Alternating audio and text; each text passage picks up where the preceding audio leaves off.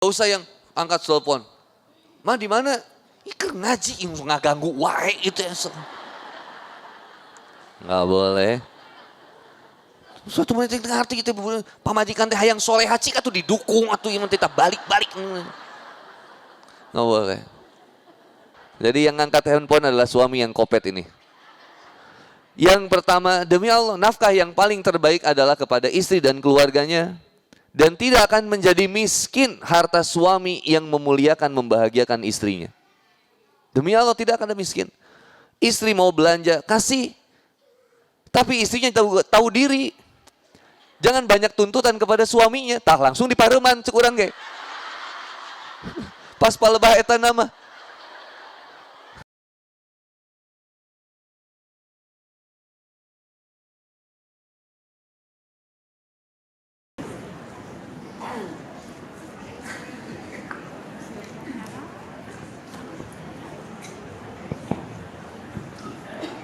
Bismillah. A'udzubillahi minasyaitonirrajim. Bismillahirrahmanirrahim. Saya sekali, mami sekalian. A'udzubillahi minasyaitonirrajim. Bismillahirrahmanirrahim. Allahumma akhrijna min zulumati wahmi wa akrimna binuril fahmi waftah alaina bima'rifatil ilmi. Sama mudah-mudahan kita jadiin ini sarana tobat bareng-bareng, sarana perbaikan bareng-bareng. Yang masih jahat sama suami jadi baik, yang suka bentak-bentak suami jadi baik, yang masih ngecengin suami orang jadi tobat. Ya. Saya sekali, ibu-ibu sekali, mami sekali. Allahumma anta rabbi la ilaha illa anta khalaqtani wa ana abduka wa ana ala ahdika wa wa'dika mastata'tu a'udzubika min syarri ma sana'tu abu'u laka bi ni'matika alayya wa abu'u bi dzanbi faghfirli fa innahu la yaghfiru dzunuba illa anta. Subhanaka la ilma lana illa ma 'allamtana innaka antal alimul hakim. Assalamualaikum warahmatullahi wabarakatuh. Alhamdulillahilladzi anzala sakinata fi qulubil mu'minin liyazdadu imana ma'a imanihim. Asyhadu an la ilaha illallah wahdahu la syarikalah wa asyhadu anna Muhammadan abduhu wa rasuluh. Allahumma shalli ala sayyidina Muhammad wa ala alihi wa sahbihi wa man tabi'ahum bi ihsan ila yaumiddin. Allah ta'ala fi kitabil karim. A'udzubillahi minasyaitonir rajim. Ya ayyuhalladzina amanu taqullaha haqqa tuqatih wa la tamutunna illa wa antum muslimun. Alhamdulillah, alhamdulillah bisa ketemu lagi sama mami semuanya di Masjid Kota Baru Parahyangan, Masjid Al-Irsyad bersama MTKBP. Mudah-mudahan semuanya diberikan kesehatan oleh Allah Subhanahu wa taala dan setiap perjuangan kita, pengorbanan kita untuk hadir di masjid ini mudah-mudahan jadi penggugur dosa kita semua insyaallah. Tidak lupa untuk memberikan doa yang terbaik juga bagi siapapun yang sedang mendapati ujian, baik ujian ekonomi, rumah tangga atau apapun. Semoga ujiannya diberikan kelancaran dan kemudahan. Allahumma yassir wa la tu'assir. Kita bisa mengambil hikmah dari ujian ini dan bisa sama-sama mendekat kepada Allah Subhanahu wa taala. Ngeri ya lihat berita hari ini ya.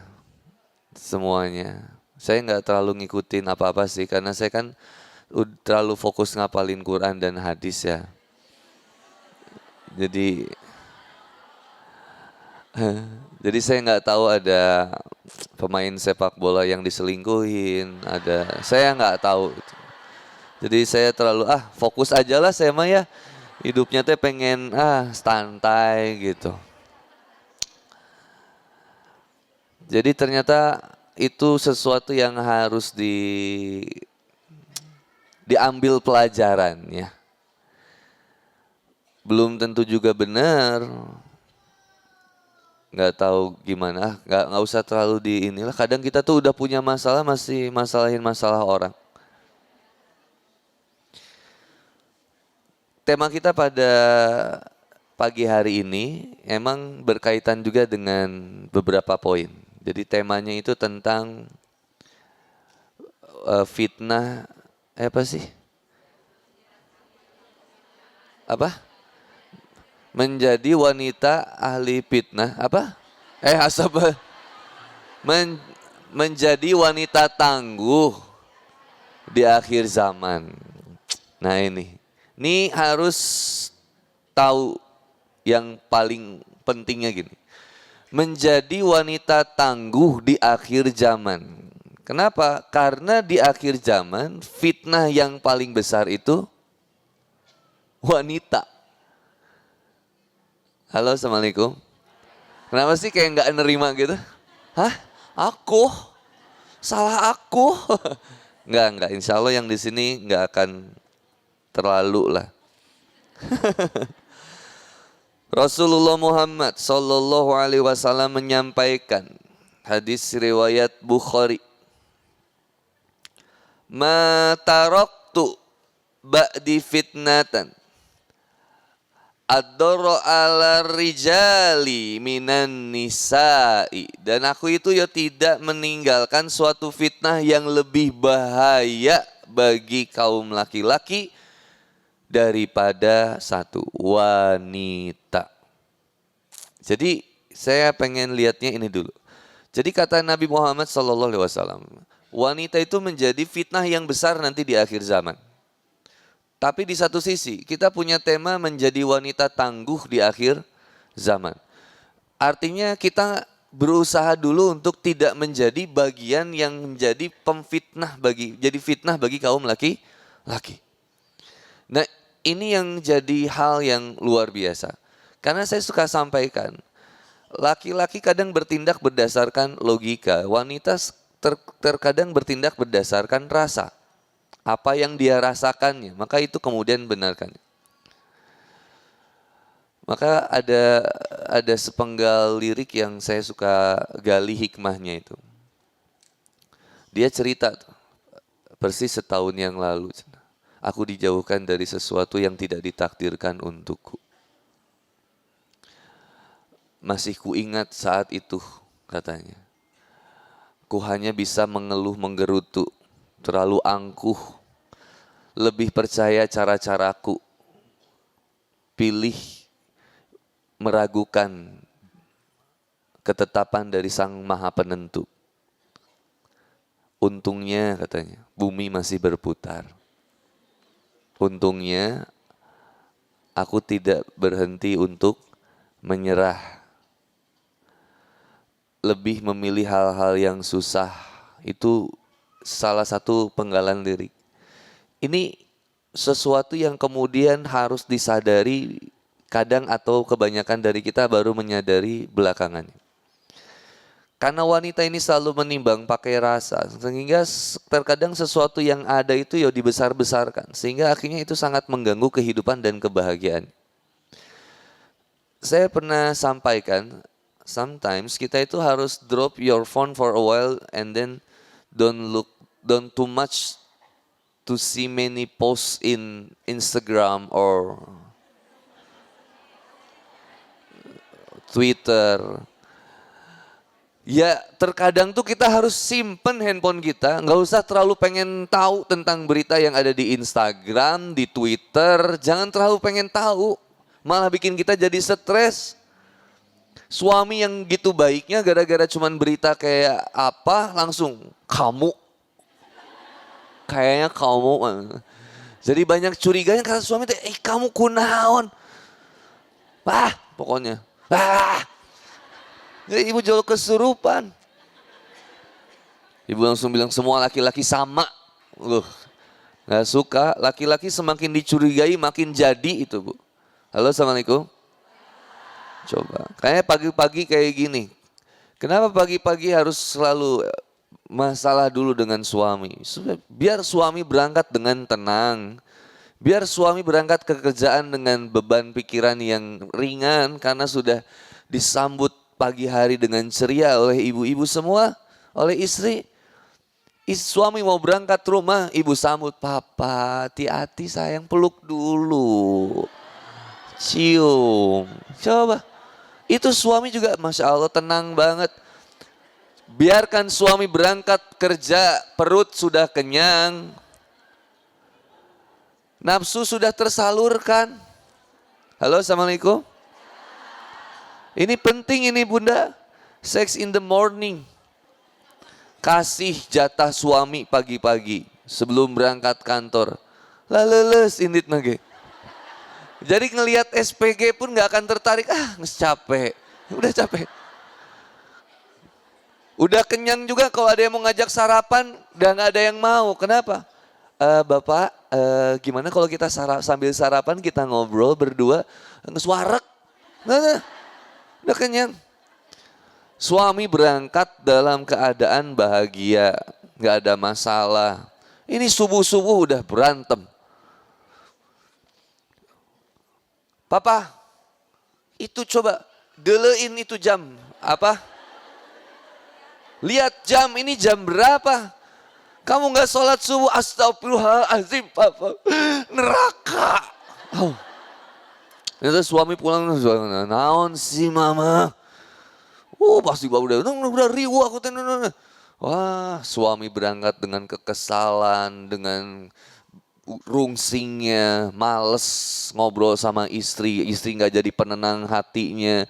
Begitu sampai kantor, ketemu sekretarisnya, karyawannya. Bapak, selamat pagi. Kata bapaknya, ya pagi. Kok kayak yang kesel gitu Pak, mau dibuatin teh atau kopi? Itu langsung kepikiran, lebih bagus dia ya. Mungkin bangetnya gak secantik ibu. Apa? Rarainya. Mungkin wajahnya gak secantik ibu, tapi dia nyaman. Jadi gak itu? Jadi itu Bu. Ayo lihat banyak kasus perselingkuhan. Bukan karena cantik, tapi karena nyaman. Yang kedua emang nafsu nafsu ningali kambing di erokan sikat. Bener, aliku nafsu binatang nggak akan ada habisnya. Di satu sisi kita lagi belajar dulu. Yang pertama fokusnya ke kita aja dulu. Ya udahlah dunia makin ngeri, tapi yang penting saya pengen jadi wanita yang tangguh Ustadz di akhir zaman. Gimana caranya? Satu dulu, ketahui bahwa wanita jadi sumber fitnah nanti. Berarti gimana Ustadz kalau saya nggak pengen jadi wanita yang terbaik? Pengen jadi wanita yang terbaik. Maka yang pertama, kuatkan keimanan kita kepada Allah Subhanahu wa taala. Saya sering sampaikan ini.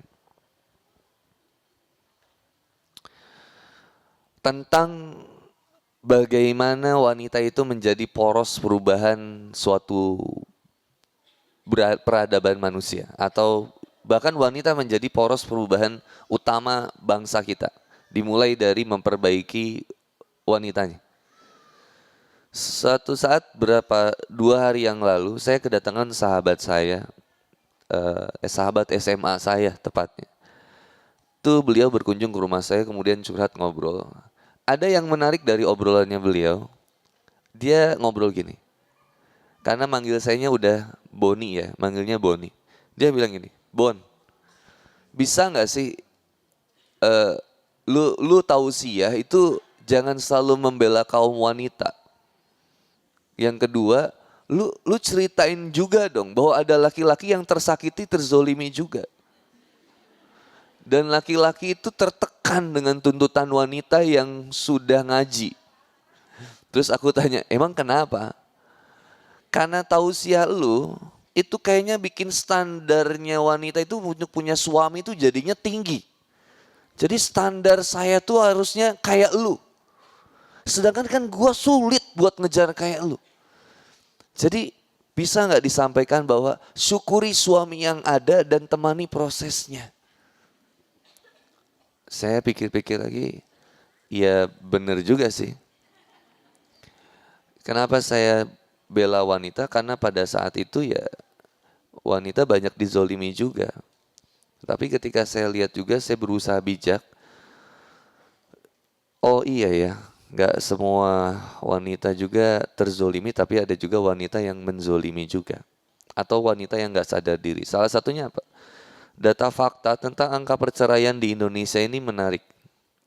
More than 70% perceraian, lebih dari 70% perceraian itu dari tuntutan istri kepada suaminya.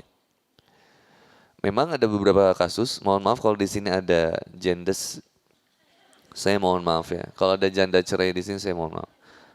Tapi ini saya sampaikan aja datanya dulu. 70% wanita itu menggugat suaminya cerai. Salah satunya mungkin ada permasalahan kayak mohon maaf pelakor, dia suaminya selingkuh. Yang kedua suaminya KDRT, atau yang ketiga suaminya memang keluar dari nilai-nilai syariat seperti mohon maaf berzina, entah mabuk atau judi. Yang keempat ada permasalahan ekonomi. Dan sisanya yang lainnya. Tapi yang menariknya adalah saya juga harus ngelihat data yang salah satunya adalah seorang wanita yang akhirnya terlalu cepat memutuskan untuk berpisah. Karena sebetulnya bisa dipertahankan untuk bersabar menghadapi suami. Yang kedua, seorang wanita yang punya penghasilan, yang ekonomi suami ekonominya tuh biasa-biasa aja. Tapi karena istrinya ini ngerasa punya penghasilan, akhirnya dia ngerasa ternyata selama ini saya tuh gak ada kamu pun gue bisa hidup. Dan anak-anak aku bisa sekolah gitu. Jadi ya gue gak butuh. Ya kebayang gak sih suaminya kerja tapi penghasilannya biasa aja. Gak soleh-soleh banget. Istrinya kerja, penghasilannya lebih besar dari suaminya. Maka akhirnya kehidupan rumah tangga itu seolah-olah kayak biaya dari istrinya. Anaknya sekolah dari biaya istrinya. Sampai akhirnya istri ngerasa suaminya gak guna banget. Ada yang suaminya udah sabar, udah nemenin dia, maaf ya ma, gini. Tapi istrinya gak terima karena ngerasa gak mencukupi dia. Akhirnya divorce, cerai. Tapi ada juga yang, memang ada juga yang istrinya yang udah ngebiayain suaminya, udah ini, suaminya malah judi, selingkuh. Itu juga ada juga. Tapi maksud saya gini, kita perlu ada nilai kesadaran untuk ngambil hikmah dari pelajaran ini semua. Maka bagaimana menjadi profil wanita yang terbaik ini seperti apa? Saya suka ingatkan ada 4 wanita terbaik sepanjang masa di dunia ini. Saya akan mulai dulu yang pertama dari Asiyah, yaitu istrinya Nabi Fir'aun. Istrinya Fir'aun. Ada yang tahu? Tahu kan? Asiyah. Ada di sini namanya Asiyah. Kalau di sini ada namanya Asiyah, saya jamin suaminya nggak akan mungkin lebih buruk daripada Fir'aun. Karena karena laki-laki yang paling mengerikan pada saat ini, sampai saat ini, yaitu ya Fir'aun. Kebayang nggak? Besti bunda lagi nongkrong surhat adu nasib sama temennya kan? Kan kadang kita suka nongkrong di kafe ya, curhat ngomongin suami kita kan, suami saya jeng, begini. Kata yang satunya lagi, masih mending. Suami saya, gitu. Itu kalau bunda nongkrong sama istrinya Fir'aun, minder kita. Nanti ketika dia bilang, lah jeng, masih mending. Suami saya. Fir'aun. Wah, udah langsung nya bener. Lebih ripuh sih eta. Karena saya cerita begini. Yuk kadang saya cerita sambil bercanda. Tapi ya emang ini sedih banget. Jadi Asia itu seorang wanita yang pada saat itu menjadi istri yang sangat disayangi oleh suaminya. Yuk sayang banget. Saking sayangnya itu ya keinginan apapun dari istrinya itu ya selalu dipenuhi. Singkat cerita, beliau ini sedang mandi-mandian main bola air lah mungkin ya. Main air-air di sungai itu. Lalu kemudian ada anak yang diselipkan, dimasukkan ke dalam keranjang, itu mengalir sendiri. Dot gitu dimasukin ke keranjang. Akhirnya dia lihat kemudian diambil. Dan anak ini anak laki-laki. Pada saat itu Fir'aun itu bikin aturan. Aturannya nih setahun sekali. Jadi setahun kalau ada laki-laki, kalau ada seorang wanita yang melahirkan anak laki-laki maka harus dibunuh. Tapi aturannya itu setahun sekali. Jadi setahun bunuh, setahun enggak. Karena waktu itu ada kekhawatiran kalau semua anak laki-laki dibunuh, nanti suatu saat Fir'aun enggak bisa punya budak. Karena habis kan generasi laki-lakinya. Akhirnya dibikin setahun sekali. Nah qadarullah di tahun sebelumnya pas enggak dibunuh itu tahunnya kelahirannya Harun. Kan Harun ini kakaknya Nabi Musa alaihissalam. Lalu di tahun berikutnya lahirlah Nabi Musa alaihissalam. Maka kemudian ini harus dibunuh, tapi kemudian diselamatkan sama ibundanya, dialirkan di sungai. Coba ibu bayangin, punya anak dialirkan ke sungai Citarum, tega nggak? Ini luar biasa keimanannya. Untuk ikut sama perintah Allah, sami'na. Kata Allah perintahkan kemudian alirin aja, maksudnya di apa itu? Apa itu? Oh iya, dipalitin. Palitkan. Kamu palitkan aja itu anaknya ke sungai. Coba bayangin ibu ketika ini misal aja ya. Ibu dapat perintah. Di posisinya ibu kayak posisi ibundanya Nabi Musa. Coba disuruh palitkan anak, tega nggak? Nggak tega. Ya Allah masa iya sih? Kayak Nabi Ibrahim dapat ilham yang pertama untuk apa? Menyembelih anak kan berat banget. Apa kemudian syariat Ibrahim untuk sunat, coba.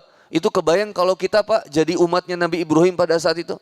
Wahai umatku, telah datang satu syariat kepada kita. Apa? Itu harus dipotong depannya. Disunat. Kalau sekarang disunat udah biasa, tapi zaman Nabi Ibrahim itu perintah yang berat.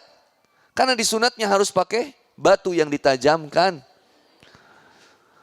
Itu dibedol. Serepet, coba. Dibaalinnya pakai apa itu? Bayangin itu langsung kata Nabi Ibrahim ketika bilang harus disunat. Itu mungkin ada sebagian umat yang bilang, aduh maknya. Kudu dipotong atau kumaha ya. Mungkin berat intinya. Ketika itu perintah Allah luar biasa beratnya. Maka kemudian ketika dipalitkan itu Musa kecil diambillah oleh Asia. Ketika itu Asia langsung merayu ketika sudah digendong. Dimasukin kemudian ke istana, dibawa ke Fir'aun. Wahai Fir'aun, wahai suamiku, ini ada bayi lucu. Pengen diangon. Angon tuh diuruskan.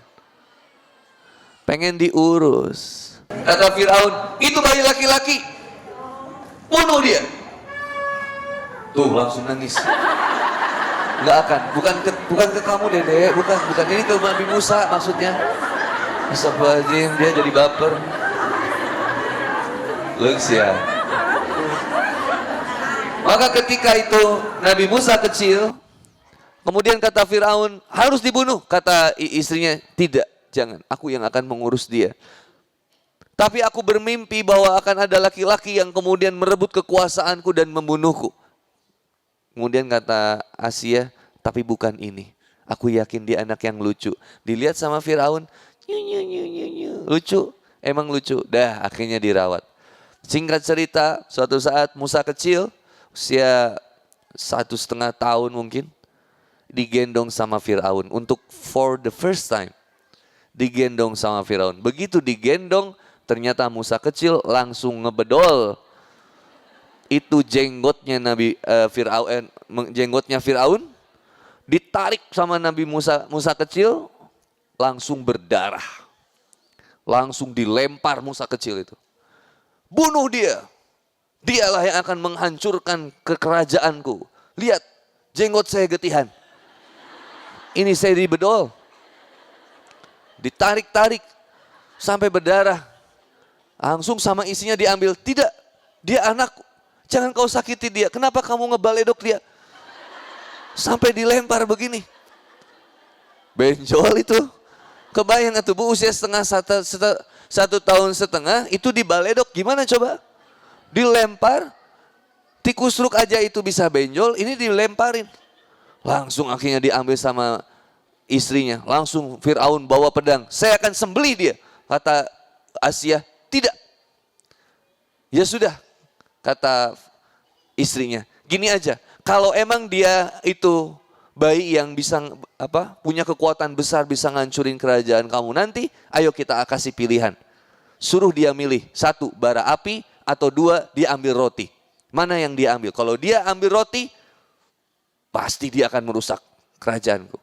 Kalau dia ambil bara api, maka sejatinya dia tidak berbahaya untuk dirimu. Maka dikasih 1 bara api, 1 roti. Maka Musa kecil langsung ambil bara api dan dimasukkan ke mulutnya.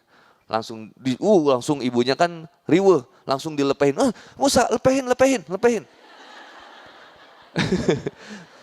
Disuruh dilepehin. Begitu udah dilepehin, nah inilah yang menyebabkan Musa itu, mohon maaf, cadel.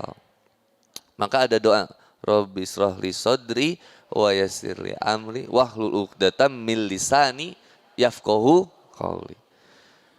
Tumbuh Musa besar, kemudian membawa ajaran dari Allah Subhanahu wa taala dan menjadi penentang Nabi Musa alaihissalam, menjadi penentang Fir'aun. Nabi Musa alaihissalam bersama dengan Harun kemudian menyebarkan ajaran Islam. Pada saat itu sampai kemudian membuat Fir'aun murka. Singkat cerita, yang pertama ada pembantunya Fir'aun yang ketahuan jadi pengikutnya Nabi Musa, namanya Masitoh. Masitoh memiliki anak. Maka kemudian Masitoh dipaksa oleh Fir'aun untuk tinggalkan ajaran Musa dan sembahlah aku, kata Fir'aun. Salaki ngeri pisan ya. Laku kemudian kata Masitoh, tidak, aku tidak mau. Meskipun aku dibunuh, maka kemudian anaknya satu persatu itu diambil. Disiapkan kuali yang besar. Bu tahu kuali? Kuali yang suka dimakan. Kuaci itu. Ini kuali wajan yang besar disiapkan kemudian direbus air di situ. Maka kemudian Masitoh diperlihatkan sambil ngegendong bayinya yang masih kecil, anak yang paling besarnya yang usianya sekitar berapa tahun lah. Itu dibawa dan dimasukkan ke kuali yang besar itu, keluar langsung jadi tulang belulang. Kata Firaun, masih kamu tidak mau meninggalkan agamanya Musa? Kata Masitoh, tidak. Aku masih akan beriman kepada Allah dan Musa, juga Harun. Akhirnya diambil anak yang kedua, dimasukin lagi ke kuali yang besar. Keluar lagi jadi tulang belulang. Kebayang gak gini? Halo, Assalamualaikum. Ibu ketika ngelihat anak sakit aja, ibu akan bilang gini, ya Allah, ari kieu mah ya Allah, mending abdi we nu teu damang mah ulah budak abdi, kan gitu ya. Ya Allah, biar saya yang sakit aja, jangan anak saya, nggak tega lihatnya. Lihat anak kecil masih diinfus, kan kita nggak tega. Bayang nggak Masitoh gimana pengorbanannya? Untuk mempertahankan agama keimanannya. Anaknya satu persatu dimasukkan ke kuali, ngelihat jadi tulang belulang sambil teriak-teriak, psikisnya luar biasa rusaknya. Anak yang ketiga dimasukin lagi ke kuali, keluar jadi tulang belulang, hancur. Hampir-hampir Masitoh kemudian mengatakan, nggak mau, saya akan menerima saja. Tiba-tiba pada saat itu kemudian dipaksa bayinya yang masih dalam gendongannya direbut oleh Firaun untuk dimasukkan ke kuali, dan hampir-hampir masih toh mengatakan ingin beriman kepada Firaun, tapi qadarullah bayi yang masih kecil itu lalu berkata kepada ibunya, 1,5 tahun, lalu berkata kepada ibunya apa? Wahai ibu, apa yang kau yakini adalah sesuatu yang benar, pertahankan. Jangan sekali-kali kau mengikuti tipu daya setan. Maka bersama-sama insya Allah di surga. Maka dengan segala keyakinannya, lalu kemudian mereka semua syahid. Gak lama Asiyah juga ketahuan menjadi pengikutnya Musa alaihissalam. Maka disiksalah Asiyah oleh beberapa orang sampai nama Fir'aun. Ini KDRT zaman dulu udah ada. Cuman bedanya nggak viral aja. Ini akhirnya Asiyah ditonjok, ditampar, ditonjok, dipukulnya pukulnya di betengnya dipukulin. Buak, perut. Buak, buak. Sampai kemudian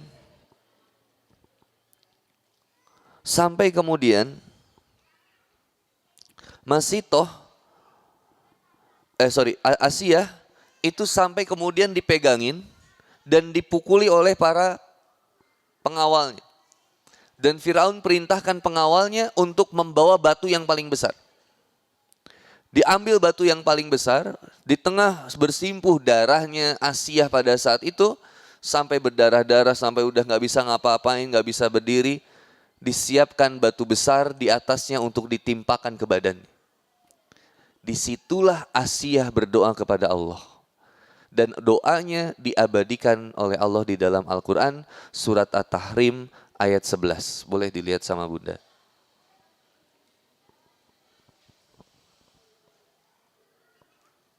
Ini saya kasih satu variabel dulu, Asiyah. Ada 4 profil wanita terbaik sepanjang masa. Kita mulai dari Asiyah. Quran surat 66 ayat 11.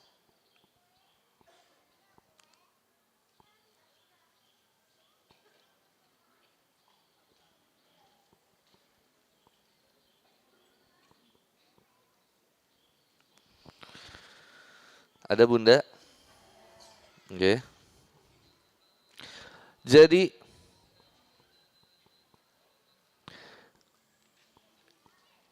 lihat, a'udzubillahi minasyaitonirrajim. Bismillahirrahmanirrahim.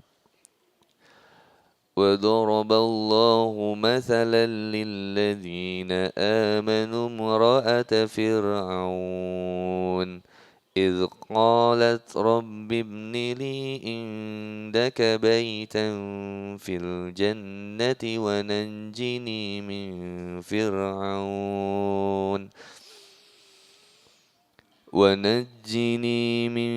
فرعون وعمله ونجني من القوم الظالمين وضرب الله مثلا للذين آمنوا امرأة فرعون. Allah membuat perumpamaan. Dan Allah membuat perumpamaan bagi orang-orang yang beriman. Ada pelajaran yang kita bisa pelajari untuk kemudian kita menghadapi hari-hari sampai kemudian kita kembali kepada Rabbul Izzati. Idz qalat, yaitu ketika istrinya Fir'aun mengucapkan doa, ketika ini momentumnya ketika batu itu hampir menimpa dirinya. Sebelum beliau meninggal, sebelum batu itu menimpa dirinya, Asiyah berdoa. Apa doanya? Rabbibni li indaka baitan fil jannah. Ya Allah, ya Allah, ya Rabbi, ya Tuhanku, bangunkanlah untukku sebuah rumah di sisimu di dalam surga. Wa najjini min fir'auna wa amalihi wa najjini minal qaumi dzalimin, dan selamatkanlah aku dari Fir'aun dan dari perbuatannya yang senantiasa menyakiti menzolimiku, karena aku beriman kepadamu. kepada apa yang dibawa oleh Musa dan Harun. Dan selamatkanlah aku dari kaum-kaum yang zolim. Saking momentumnya ini luar biasa. Dan kita bisa ambil pelajaran, terutama para istri. Okay? Ini ada hikmah yang besar yang ingin saya sampaikan. Mudah-mudahan mami semua bisa dapatkan hikmahnya. Kebayang sudah kondisinya, Asiyah yang pada saat itu sudah lemah, mempertahankan keimanannya kepada Allah dan Nabi-Nya, yaitu Musa dan Harun. Dia nggak mau kemudian meninggalkan itu semua, tapi kemudian sampai titik darah penghabisannya, bahkan ketika sudah mau meninggal sekalipun, Asiyah tetap cuman minta sama Allah, ya Allah, Rabbibnili indaka baitan fil jannah. Tolong bangunkan saja saya rumah di surga yang bertetangga langsung dengan Engkau ya Allah. Seberapa besar pengorbanan kita di jalan Allah. Dalam rumah tangga kita, jangan mudah untuk menyerah. Kau yang telah memilih suamimu untuk menjadi belahan jiwamu. Kau yang telah menetapkan suamimu untuk senantiasa engkau bersamai kehidupannya dan kau taat kepadanya. Bersabarlah untuk membersamai suamimu dalam berbagai kondisinya, baik suka dukanya. Tapi dialah amal ibadah terpanjang. Tapi Ustadz, bukankah aku juga layak bahagia Ustadz?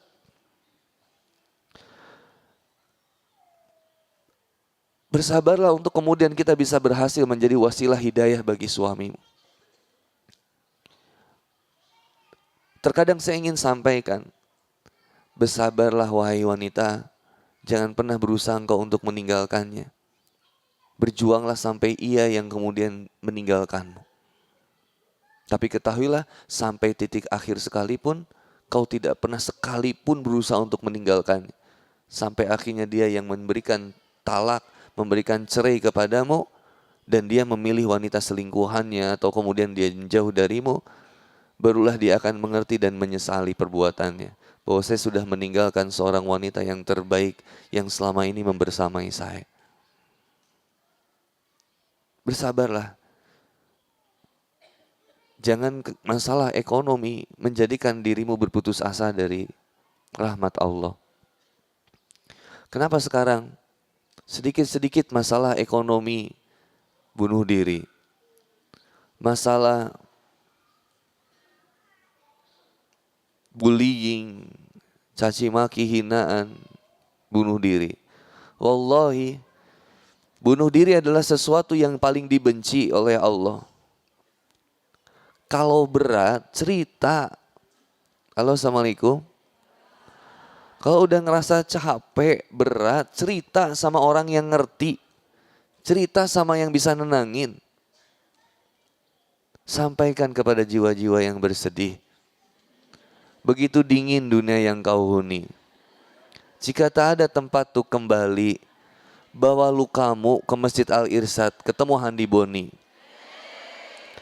Biar aku yang obati. Sebenarnya aku juga gak bisa ngobatin sih. Yang bisa ngobatin cuman Allah. Ya maksudnya ayo sama-sama dekat Allah yuk. Supaya kita lebih tenang, bisa lebih enak, enjoy. Kita punya qanaah akhirnya. Ngerasa cukup aja. Ustadz, suami saya gini Ustadz. Bu, sabar ya, ada yang lebih parah loh.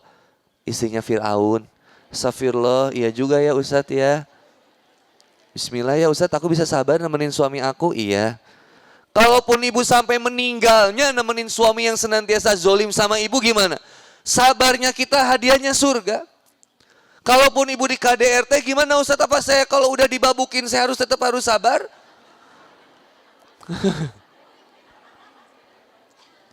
Ya proses aja dan bilang sama suami, ya silakan. Kamu mikir gak kamu udah ngelakuin apa sama aku? Sampai bungut ibu udah rungkat banget dah. Gitu. Oh ya Ustadz. Ya silakan. Suami gak berubah-berubah Ustadz, udah berkali-kali mediasi. Masih gak berubah-berubah sampai kemudian dah. Mas, kalau Mas udah gak bisa, Mas gak bisa membersama, ngerasa aku udah bukan yang terbaik lagi sama Mas. Saya sudah nggak bukan lagi jadi yang terbaik buat Mas karena Mas masih ngelihat masih seneng ternyata mas udah selingkuh, silakan mas pilih dia aja, sok tinggalin aku aja. Tapi kalau mau sama aku, ayo mas berubah, sabar. Allah nggak suka mas kayak gitu, nggak ada mas. 10 pria terkaya di dunia itu nggak ada yang mainin perempuan mas. Jadi silakan mas pilih aja. Kalau mas mau sama aku selalu kan sabar nemenin mas selama ini. Toh mas juga nggak pernah kan aku bales. Mas lagi nonjokin aku, apa aku bales bacok? Enggak mas. Apakah ketika mas selingkuh aku bales untuk selingkuhan mas sama tukang galon atau tukang gojek? Enggak juga mas. Aku sama ini setia. Tapi mohon maaf mas, kalau mas menilai nggak ada yang suka sama aku, mas salah. Di luar sana banyak yang ngantri mas. Tukang pulsa, tukang ojek, banyak mas.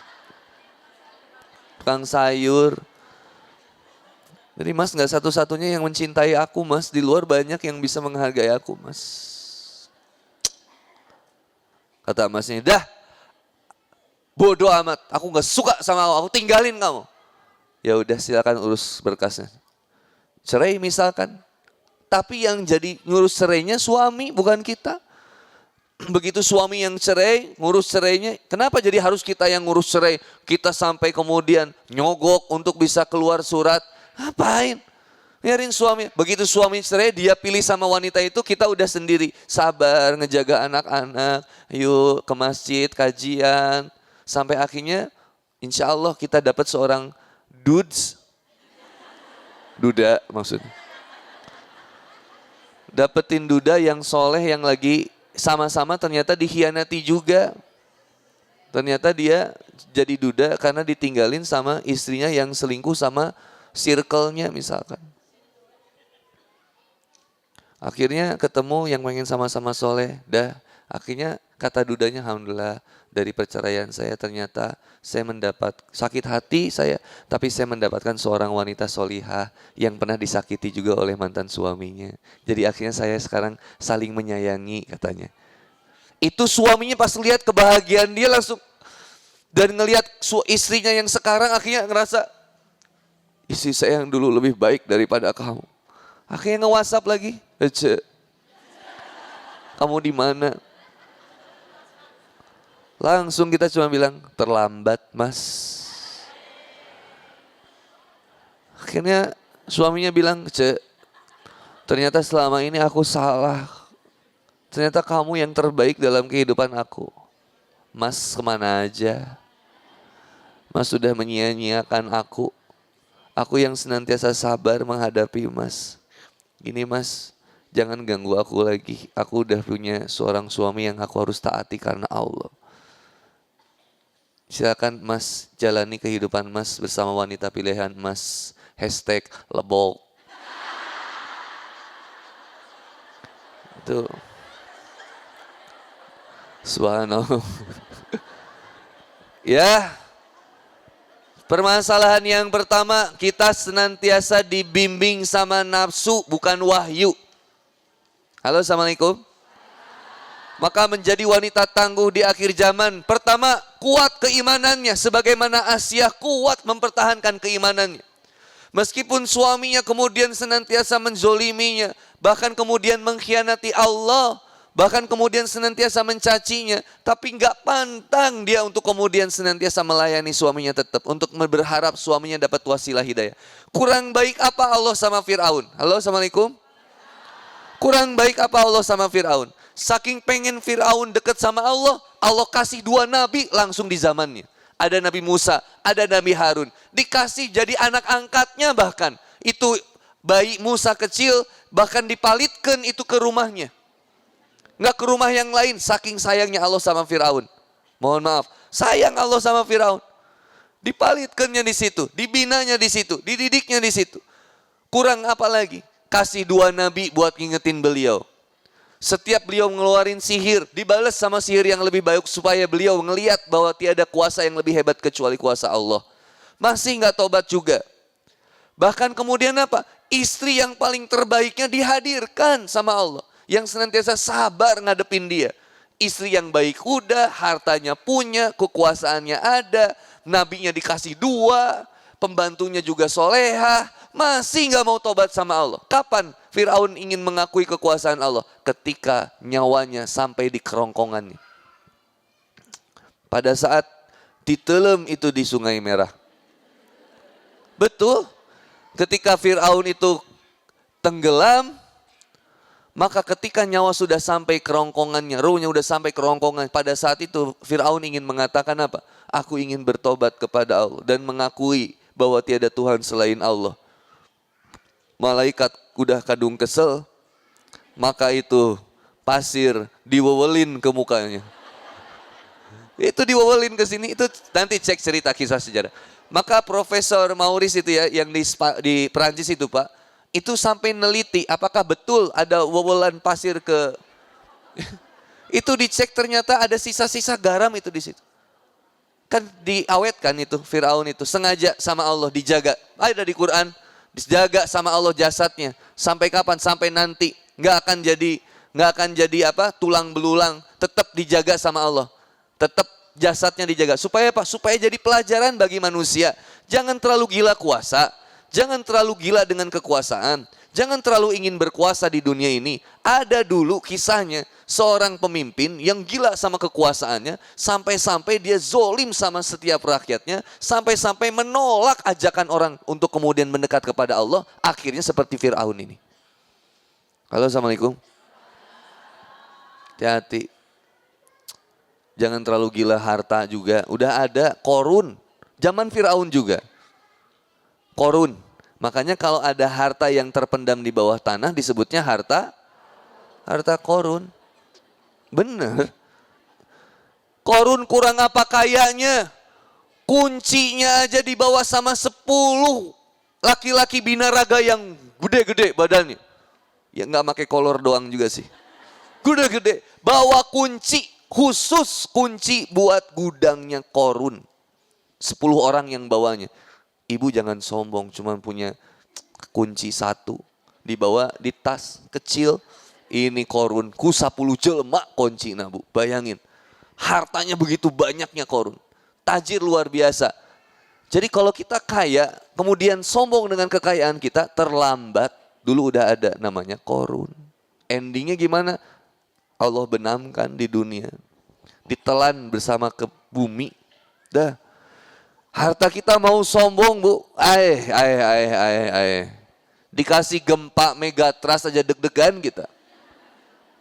Halo, Assalamualaikum. Ibu bangun sekarang rumah di KBP, harga 10 miliar. Begitu ngelihat megatrust, nyauk itu mah. Ning leuweung we di saungnya pahnya, nyauk no. Ayo. Maka ini yang ingin saya sampaikan.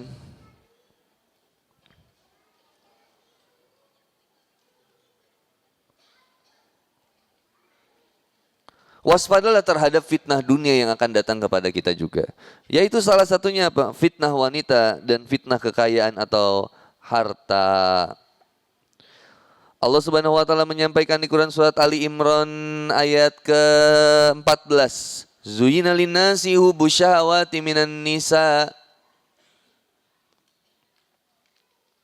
wal banina dan seterusnya. Allah jadikan terasa indah pada pandangan manusia apa-apa yang dicintainya. Ini godaan di akhir zaman. Yang pertama adalah wanita, harta benda yang diusahakan. Kemudian ada anak-anak, keluarga. Ini luar biasa godaan di akhir zaman. Ulama sepakat yang disebut kaya yang paling utama adalah kaya hatinya Bu.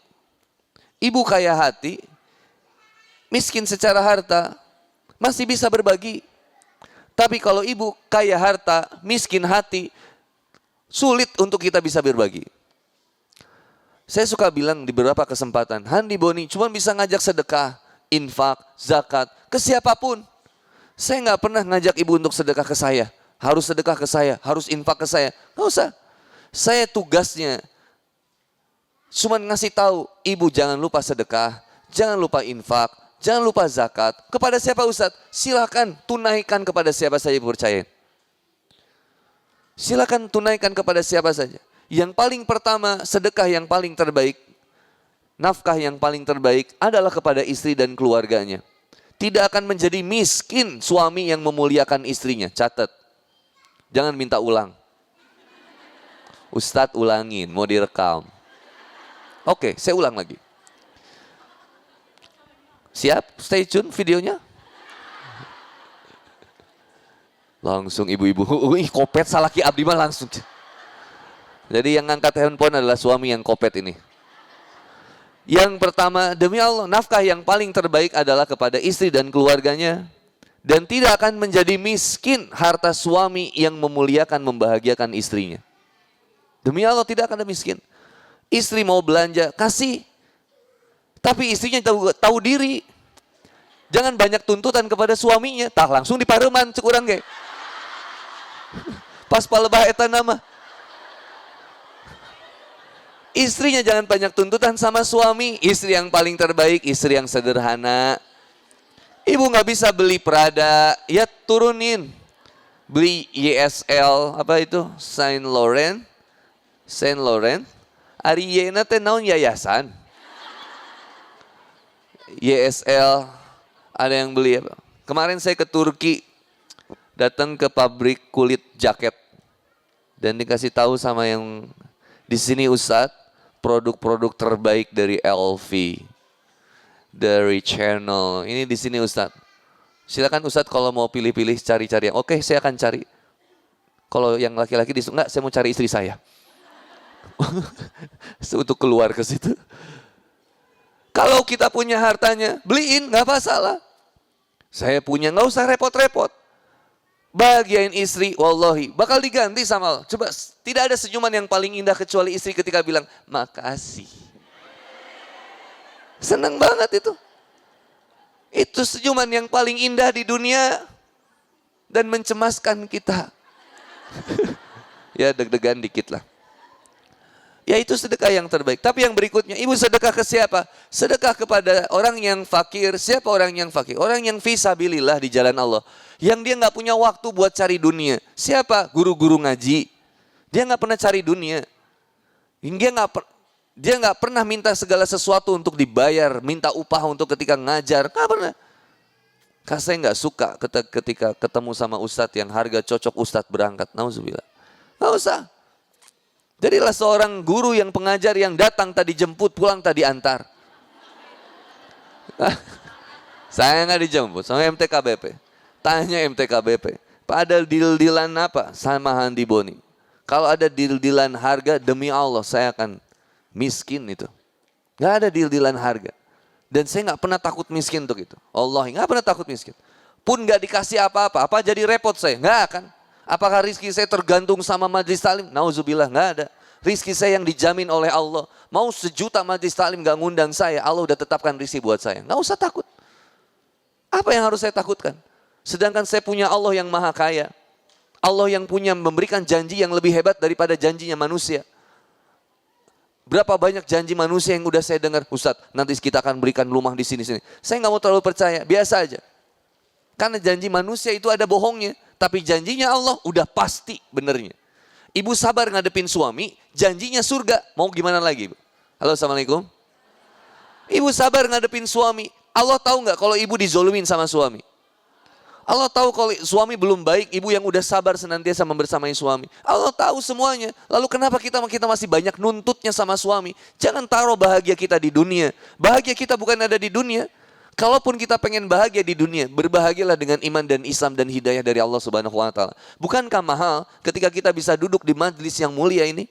Bukankah mahal ketika kita bisa membaca Al-Quran? Bukankah sesuatu yang sangat mahal yang gak bisa dibandingin dengan apapun ketika kita mampu mendengarkan ayat-ayat Allah, kita tertundukkan oleh Quran, kita dibimbing oleh wahyu. Meskipun kehidupan kita beda dengan kehidupan tetangga, wang sinawang, hati-hati. Tetangga kita kelihatannya mungkin bahagia, teman kita mungkin postingannya kelihatan bahagia, tapi aslinya dalamnya belum tentu juga. Halo, Assalamualaikum. Apa yang dilihat belum tentu sesuai dengan apa yang dirasakan. Ya. Jujur aja dalam kehidupan ini, Bu. Kalau pengen jujur sebenarnya, nggak usah lagi cari-cari alasan untuk kita tidak bahagia di dunia ini. Cari alasan untuk kita bahagia di dunia ini. Apa bahagia kita di dunia ini? masih hidup. Tadi dipertanyakan sama qori kita ketika dia bilang beliau bilang dari Umi Maktum Voice. Meskipun dengan segala keterbatasannya, saudara-saudara kita di Umi Maktum Voice, Allah cabut penglihatannya, tapi Allah jadikan cinta terhadap Quran di dalam jiwanya. Kok kita bisa lihat nggak cinta-cinta sama Quran? Ibu 30 hari, 1 bulan nggak hatam-hatam Quran. Coba mau tanya apa? Halo, Assalamualaikum. Ibu lain seri mikir, hei. Dikasih mata, mobil, kendaraan, motor, harta, waktu, sehat. Tapi sebulan gak bisa hatam Quran. 2 bulan gak hatam Quran juga. 3 bulan gak hatam-hatam juga. Terus rekumaha, ari cita-cita hidup bahagia dunia dan akhirat. Gimana bisa? Mustahil bisa kita bahagia kalau jauh hubungan kita dengan Quran. Maka mulai dari sekarang, ayo latihan bareng-bareng. Sama, Handi Boni juga latihan. Nih Bu, kalau nggak percaya, saya punya aplikasi namanya Goals. Goals. Kayak ini saya liatin dari sini dulu. Ini saya selalu tulis nih di wallpaper tab saya. Positive mind, positive life, positive vibes. Saya ingin selalu punya pikiran yang positif. Nggak mau terlalu sering dengar berita yang negatif, capek.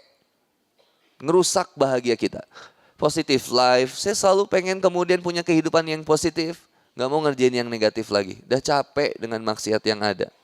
Positive vibes, dimanapun saya harus berikan kepositifan kepada siapapun.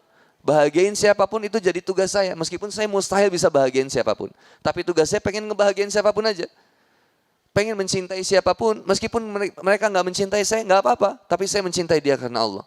Saya akan sayang sama kucing, meskipun kucing itu ngegoek saya, ngegoek-ngoek, nggak masalah. Saya kasih street food, feeding, saya kasih makanan, dia nggak kenal sama saya, nggak masalah.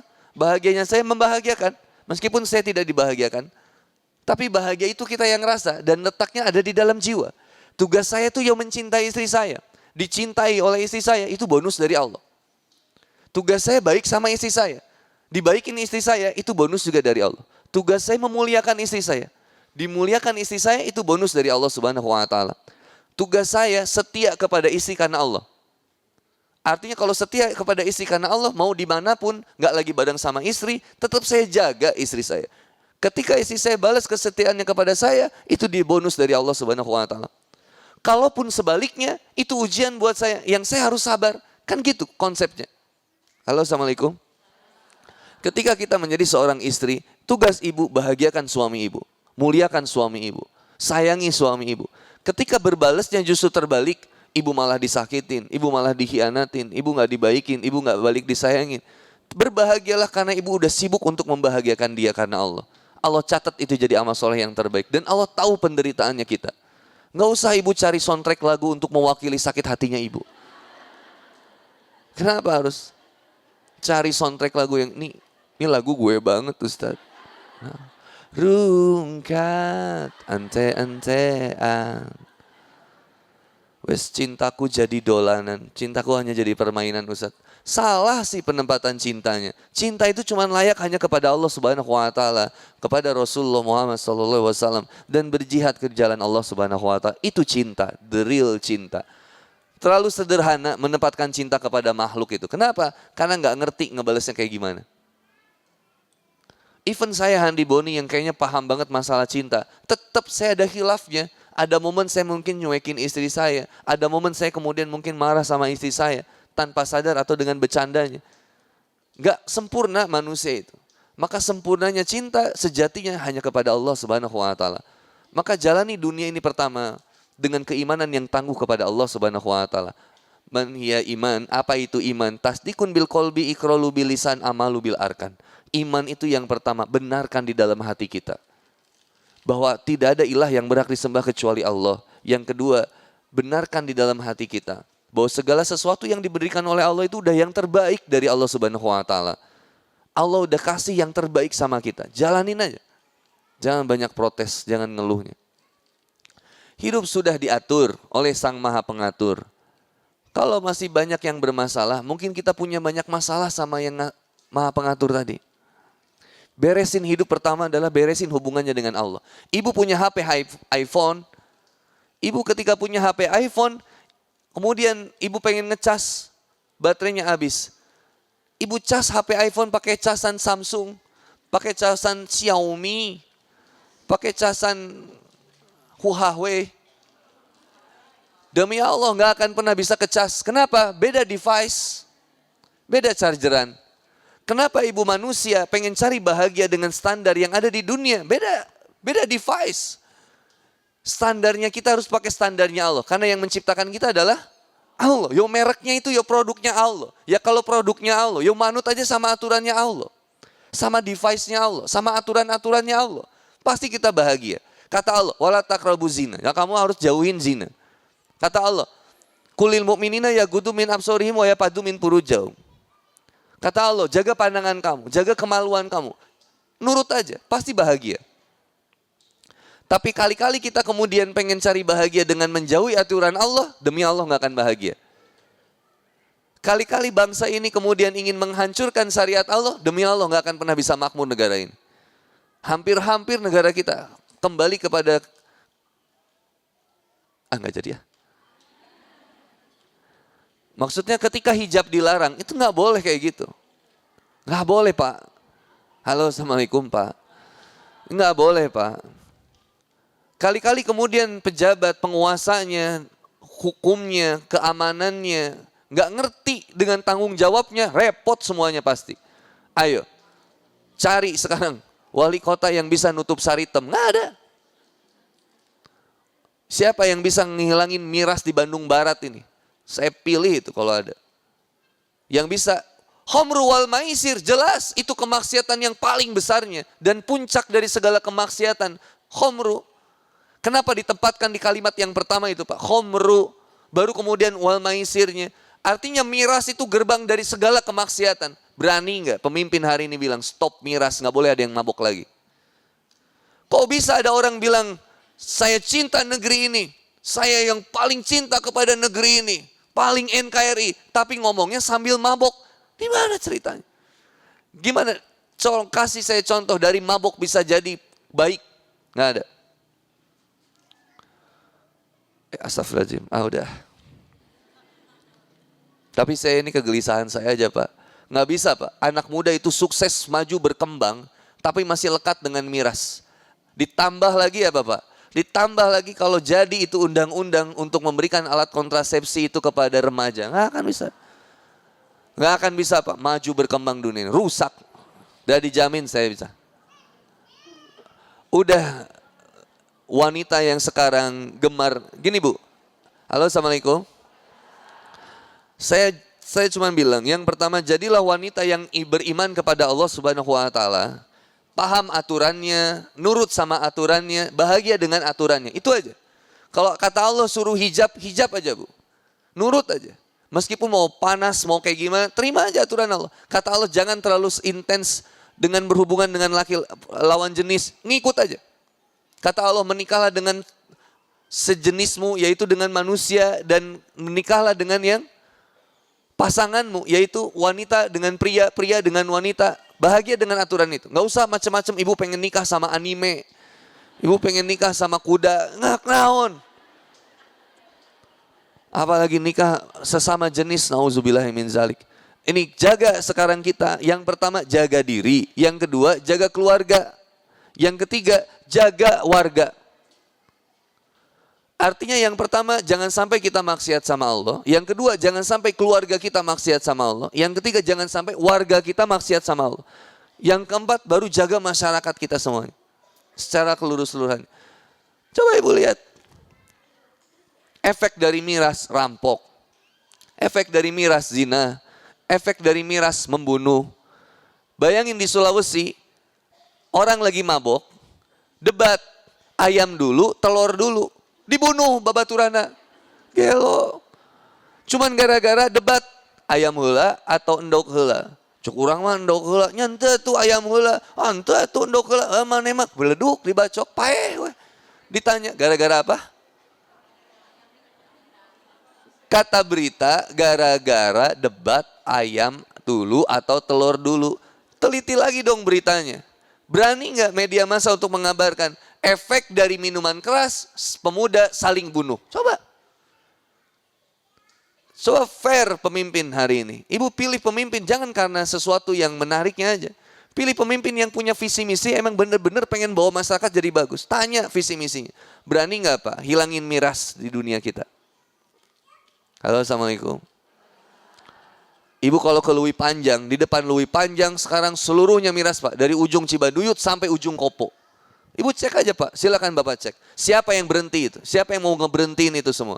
Siapa yang belinya Pak? Nggak ada yang bisa atur Pak. Yang jual itu minimal apa? Yang jual kan pengennya untung Pak. Yang beli usia di bawah 18 tahun, ya dijual. Karena yang penting duitnya. Subhanallah, uang bukan segalanya. Kita bisa banyak harta tapi nggak berkah caranya. Allah jadikan anak nanti cepat sakitnya. Harta kita banyak habisnya. Uang bisa jadi hilang. Mudah dikhianati, mudah ditipu sama orang. Introspeksi. Di mana kemaksiatan udah dibiarkan di negeri ini, maka tunggulah kehancurannya. Maka tugas kita apa sekarang? Jaga diri. Ibu stop lagi dengar lihat berita-berita yang negatif. Perbaikin diri aja dulu. Pengen diri kita lebih dekat sama Allah. Yang kedua, muliain suami kita. Jaga anak-anak kita. Para umi, para ibu adalah madrasah yang pertama bagi anaknya. Maka Bu, jangan pernah bentak lagi anak kita Bu. Apalagi ibu yang punya anak Gen Z di atas usia 15 tahun, 20 tahun. Saya cuma nitip, dengerin curhatannya. Kasih dia kebaikan, jangan lawan. Kita yang harus lebih sabar ngadepinnya. Dah. Capek Ustadz, gak apa-apa. Allah juga tahu kita capek. Emang dunia ini tempatnya kita capek kok. Rugi gak? Kita baik sama anak, anak gak baik sama kita. Rugi gak? Halo, Assalamualaikum. Rugi nggak kita baik sama anak, anak nggak baik sama kita? Mulai dari sekarang bilang nggak rugi Ustadz, karena Allah tahu. Rugi nggak baik sama suami, suami nggak baik sama kita? Nggak rugi. Tapi susah Ustadz, latihan. Ibu kesel dikit ngaji aja langsung. Pengen marah dikit wudhu aja. Sok ibu pengen punya kesenangan hobi, sok aja. Lagi kesel sama suami, udah puncak, udah sok main hago aja. Kalau belum bisa langsung ngaji mah. Main Mobile Legend. Main Bangkong Zuma eta. Sok weh. Cari kesenangan, boleh cari kesenangan untuk sekedar ngelupain dulu, tapi yang penting fresh lagi ketika pulang ke rumah, dah ngadepin masalah lagi. Biasa lagi.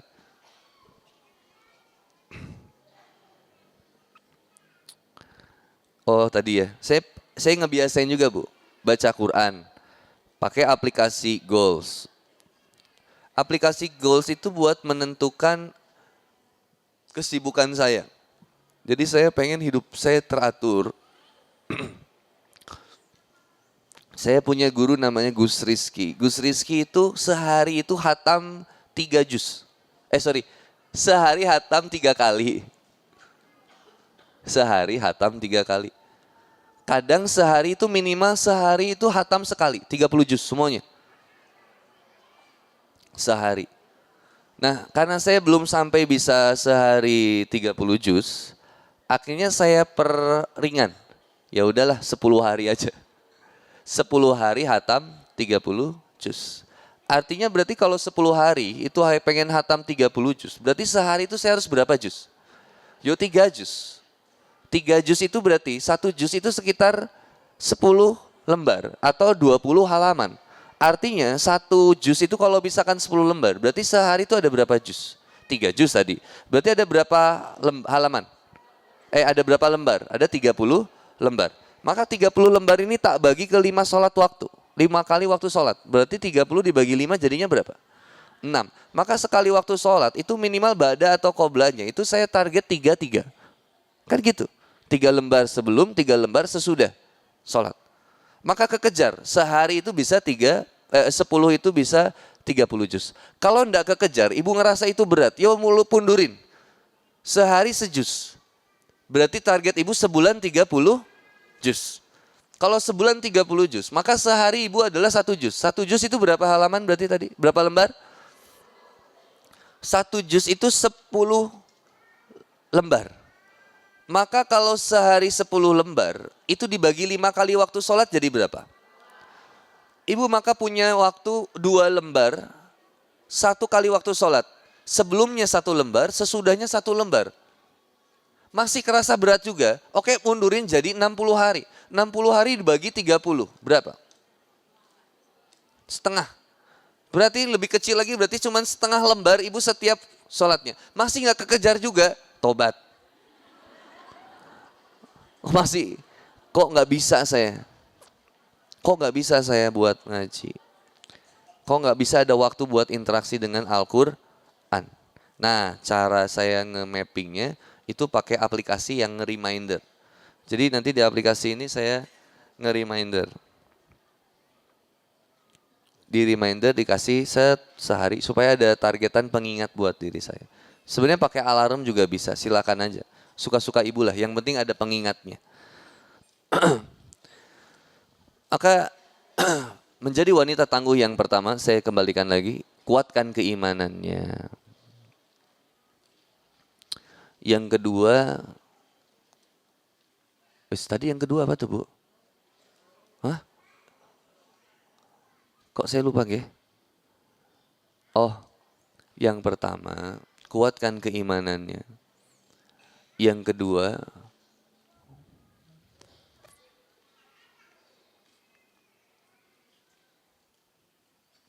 perbanyak ilmunya. Kuatnya iman itu karena banyaknya ilmu. Kita jadi tahu balasannya Allah tuh apa bagi orang yang sabar. Ini saya baru turunin dulu wanita profil terbaik di akhir zaman tuh sebetulnya profilnya ada 4. Ada Asiyah, ada Maryam, ada Khadijah, ada Fatimah.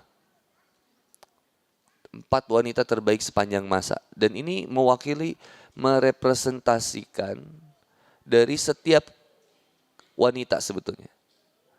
Kalau Maryam, kalau ada wanita yang senantiasa punya pasangan yang suka zolim sama dirinya, maka sabarlah seperti sabarnya Asiyah. Kalau ada wanita yang sepanjang kehidupannya sering difitnah, dicaci maki, maka menjadi solihahlah seperti bagaimana Maryam. Kalau ada wanita yang menjadi wanita karir atau menjadi womanpreneur, yang wanita yang dia kaya raya, baik dia janda maupun masih perawan, maka bersabarlah mengelola harta seperti sabarnya seorang Khadijah dan tetap taat kepada suami dan habiskan hartanya di jalan dakwah, di jalan ibadah kepada Allah Subhanahu wa taala. Saling bantu antar yang lainnya. Itulah seorang Khadijah radhiyallahu anha yang sampai disebutkan oleh Rasulullah Muhammad SAW bahwa Nabi itu kalau ketemu sama Khadijah, setengah masalahnya tuh hilang. Jadi baru ketemu aja setengah masalah hilang. Kalau kita ketemu sama suami, nambah masalah. Nauzubillah. Enggak. Insya Allah ketemu suami hilang masalah. Kayaknya coba sambut suami kayak guru TK nyambut muridnya. Oh itu senang banget suami kayaknya. Kayaknya sih. Assalamualaikum. Waalaikumsalam ayah. Selamat datang di rumah kami. Mau makan dulu atau ke kasur dulu? Aku di atas ya. Nah, saya coba sambut itu ya baiklah. Suami itu disambut dengan baik. Yang keempat, seandainya ada seorang wanita itu ya diujinya seperti bagaimana Fatimah. Kekurangan harta, ya sebutlah cukup aja lah ya. Tapi pada saat itu ekonominya memang luar biasa sulit. Fatimah itu ya ekonominya sulit. Anaknya ya punya anak, tapi ya kemudian Fatimah itu menghadapi kehidupan yang ekonominya sangat sederhana. Ya bahkan ketika kemudian minta nasihat sama Nabi sekalipun, Nabi itu cuma menyerahkan apa? Zikir. Subhanallah, alhamdulillah, wala ilaha illallah. Dan ini yang akan kita makan. Nanti kalau udah ketemu sama Dajjal, Bu. Sarapan makannya kita itu kalau ketemu sama Dajjal, itu kadang susah makanan. Kesulitan makan.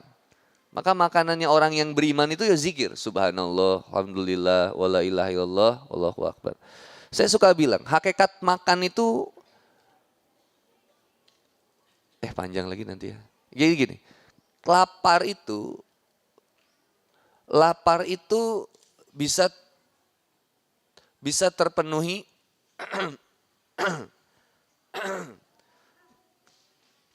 kopi. Nah, enggak. Kebutuhan lapar itu bisa terpenuhi kalau kita apa? Nah, umumnya kan kita makan, oke? Kita kan yakinnya kalau saya lapar maka saya harus makan. Akhirnya kita tuh selalu meyakini bahwa makanan kita itu yang mengenyangkan kita. Benar nggak? Ini kebayang nggak maksud Papa nih? Kalau kita lapar, yang bisa kita lakukan adalah kita penuhi makan laparnya kita dengan makan. Maka kita akan meyakini bahwa lapar itu bisa terpenuhi dengan makan. Maka kenyangnya kita itu dengan apa? Makan. Itu kan umumnya. Walau sejatinya sebetulnya yang memberikan kenyang kita itu kan bukan makanan. Siapa? Kan pada dasarnya Allah yang memberikan kita kenyang itu. Bukan makanannya. Makan itu hanya jadi caranya. Tapi sejatinya yang ngasih kita kenyang itu adalah, sekarang gini, mungkin nggak Allah memberikan kenyang kita hanya dengan zikir? Ya mungkin aja. Maka kadang kita nggak masuk logika kan ketika. Maka ketika Fatimah bilang, ya Rasulullah, saya tuh kehidupannya gini loh ya Rasul. Saya tuh pengen pembantu juga ya Rasul. Saya tuh punya kesulitan secara ekonomi. Kemudian kata Nabi itu, ya kamu mau nggak saya ganti itu semua keinginan kamu dengan kasih zikir. Yang dengan zikir itu kamu akan merasa cukup. Akhirnya kemudian dikasih zikirnya itu subhanallah, alhamdulillah, wala ilaha illallah, Allahu akbar. Nanti kapan-kapan kita tadaburi zikir ini. Masya Allah, keren banget tuh. Kalimat subhanallah, kalimat alhamdulillah, kalimat la ilaha illallah, kalimat Allahu akbar. Itu kalau kita dalemin, kita udah nggak butuh apa-apa. Kita cuma butuh Allah aja. Karena kita udah punya keyakinan Allah itu yang akan mencukupkan kita segala sesuatunya. Jadi akhirnya kita udah nggak butuh segala sesuatu lagi. Barang siapa yang masih cari bahagianya dari suami, pastilah tidak akan bahagia. Barang siapa yang cari bahagianya dengan kaya harta, tentulah dia tidak akan bahagia. Barang siapa yang cari bahagianya dengan rumah, tidak juga akan bahagia. Tapi siapa yang cari bahagianya dengan apa yang ada di sisi Allah, pastilah dia akan bahagia selama-lamanya. Meskipun rumahnya biasa, kendaraannya biasa, hartanya biasa-biasa aja, masalahnya banyak, dia tetap bisa kemudian merasa cukup dengan balasan dan janjinya dari Allah Subhanahu wa taala. Ibu dan Bapak yang saya cintai karena Allah, yang pertama kuatkan keimanan, kedua tambah ilmunya. Di dalam kitab disebutkan alim muta'alim bahwa mencari ilmu itu wajib hukumnya bagi muslimin wal muslimat. Bagi seorang laki-laki maupun perempuan wajib mencari ilmu. Ilmu apa? Ilmu yang pokok. Yang pertama kata Allah, fa'lamu annahu la ilaha illallah. Ilmu tentang ketauhidan. Yang kedua ilmu tentang amalan-amalan nafilah atau amalan-amalan yang fardu. Seperti cara sholat. Karena itu yang penting. Maka kita akan pelajari gimana cara sholatnya. Kepada sesuatu yang hukumnya. Bahwa sholat itu ya wajib. Sholat 5 waktu itu wajib. Allah menetapkan sholat 5 waktu itu subuh, zuhur, asar, maghrib, dan isya. Ini gerbang awal kita tobat bareng-bareng. Jadi kalau ada yang punya masalah dengan anaknya, ada yang punya masalah dengan keluarganya, atau ada yang masalah dengan punya usahanya, maka hal pertama yang harus diperbaiki adalah hubungannya dengan Allah dulu. Baru yang kedua, laksanakan perintahnya Allah, yaitu sholat. Jaga sholat yang 5 waktu dulu. Saya ketemu kasus yang kayak gini. Ustadz, kalau saya sholat tuh dulu ya Ustadz. Saya nggak sholat, nggak ngaji, itu rizki saya tuh malah lancar. Usaha saya tuh baik-baik aja. Tapi kenapa ketika saya memilih untuk sholat, saya ngaji, kok malah saya banyak ditipu sama orang? Kok saya malah disakiti sama orang terdekat? Kenapa kok saya tuh malah bla bla bla bla bla? Apa saya mending gak sholat aja? Terus ada juga pertanyaan yang kedua. Saya gak sholat itu sesuatu yang sudah ditakdirkan oleh Allah loh Ustadz. Sakapeng hayang nempeleng tapi ngeskolot. Gak boleh. Jadi yang pertama, Allah Subhanahu wa Ta'ala itu selalu punya cara untuk membersihkan dosa-dosa kita. Salah satunya apa, Bu? Salah satu kopi. Salah satunya adalah, ini saya kalau ngomong dengan nada segini kedengeran gak sih sebenarnya? Gak usah aku teriak-teriak ya. Ke belakang kedengeran gak kalau aku ngomongnya segini?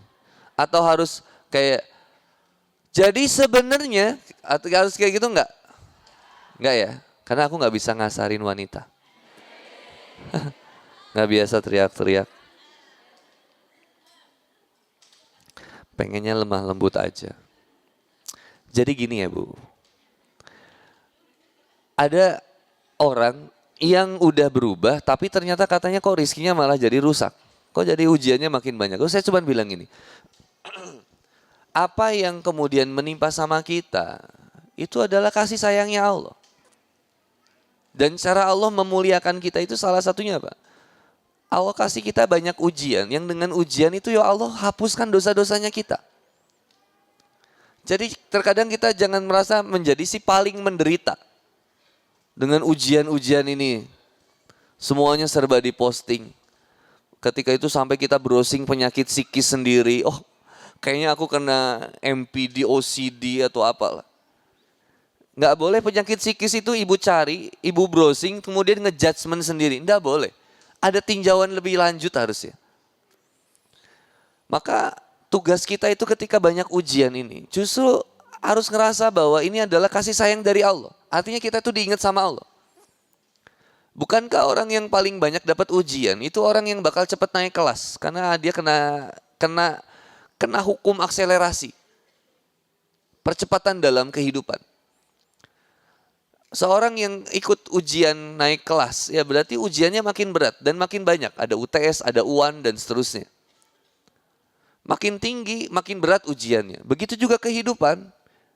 Ujian di kehidupan itu juga makin tinggi ujiannya. Tapi ada yang lulus, ada yang gak ngambil hikmahnya.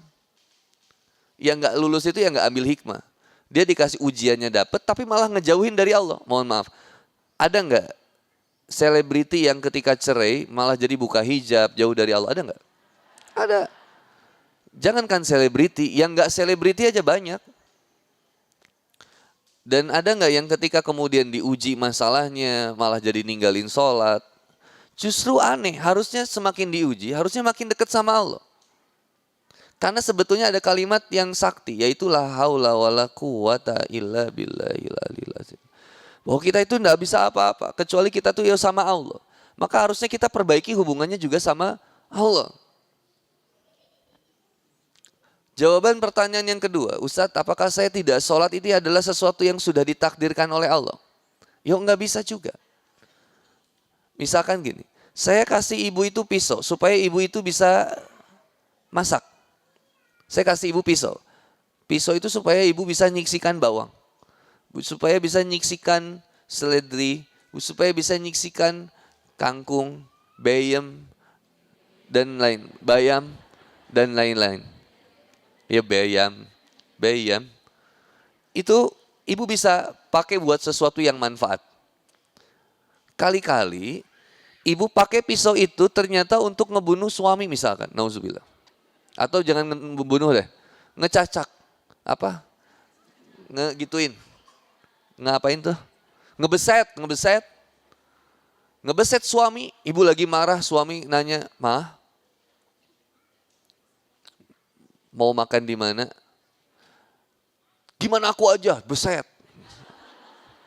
Misal, pertanyaannya, apakah saya yang ngasih pisau itu jadi kena juga masalahnya? Yo enggak juga.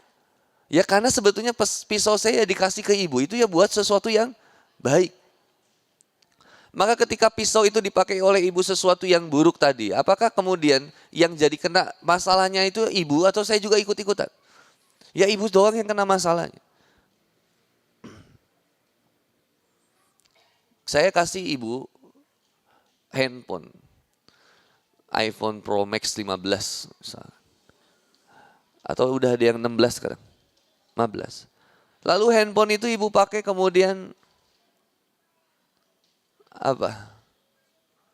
Joget, TikTok, dan lain sebagainya. Ya sejatinya pada saat itu ketika ketidakbermanfaatan dari handphone itu ya hanya akan mencelakakan si penggunanya. Tapi yang memberikannya itu nggak kena apa-apa. Dalam kehidupan ini ya kita dikasih hidup, dikasih sehat itu ya sama Allah. Maka apa yang diberikan sama Allah ini, wa'amal ma'syita fa'innaka madziyun bihi, akan diminta suatu saat pertanggungjawabannya sama Allah. Maka lihat untuk ngebantah kalimat ini itu ya lihat Quran surat Yunus ayat 44. Innallaha la yajlamun nasa syai'a. Sesungguhnya Allah itu tidak pernah sekalipun menzolimi manusia itu sedikit pun. Gak pernah. Gak pernah Allah mencelakakan kita itu ya gak pernah. Innallaha la yajlamun nasa syai'a. Benar gak? Saya takut salah ya, saya luruskan. Kadang suka lupa. Surat Yunus itu surat keberapa Bu? 10 ayat ke-44.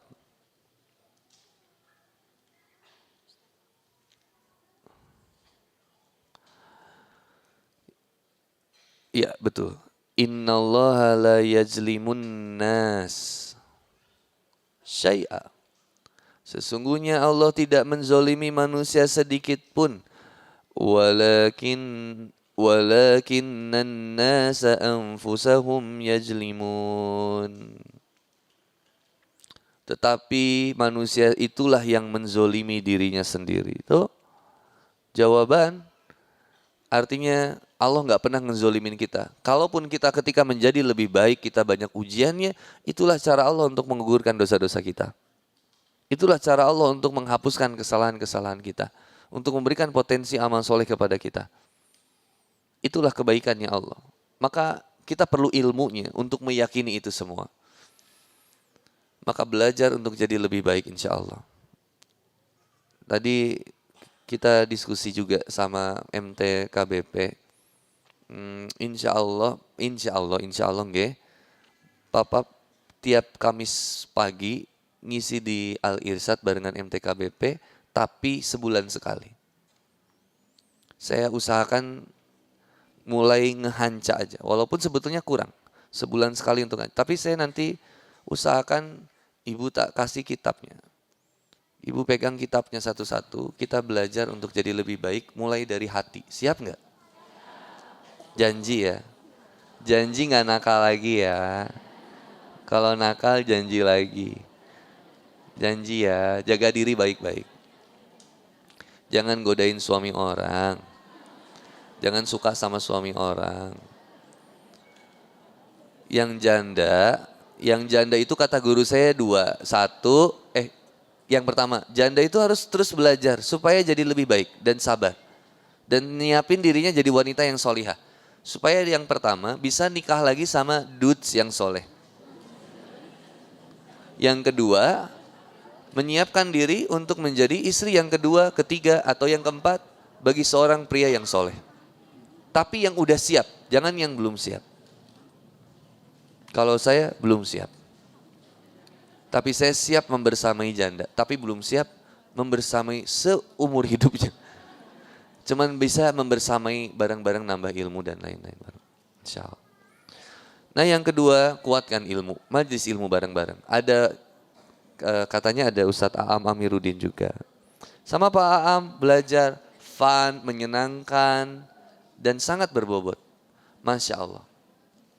Beliau punya pesantren di daerah Arjasari, Banjaran. Lalu ada Ustadz, siapa kadang ada Ustadz Dudi Mutakin, ada Ustadz yang lain. Nah, saya cuma ngajak gini, usahakan dalam setiap ngaji nanti ke depannya, itu catat satu ayat hafalin. Satu aja, dari setiap yang disebutin. Satu ayat ibu pegang hafalin. Yang kedua, biasain catat. Kalau ibu billing, kalau ibu ngerekam dari handphone, gak masalah, tapi suatu saat ibu catat poin-poin pegangan. Gak usah banyak-banyak. Dari 1 jam saya tausiah, paling ibu cuma nginget berapa quotes aja. Maka saya cuma nitip, catat, ulangi di rumah, hafalin, amalin. Dan jangan cuma ngaji sama ustadz yang viral, jangan. Jangan cuma ngaji sama ustadz yang viral. Ngajilah sama ustadz yang tulus betul-betul. Karena kemurnian air itu hanya muncul, kemudian ke bawah pun akan jadi murni.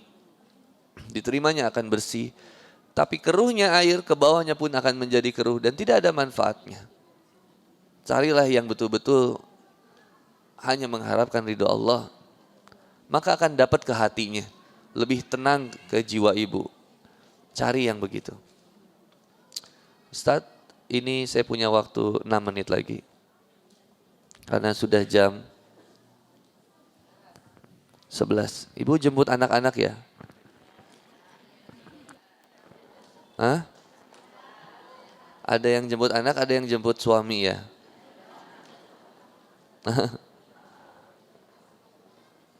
Okay. Yang ketiga,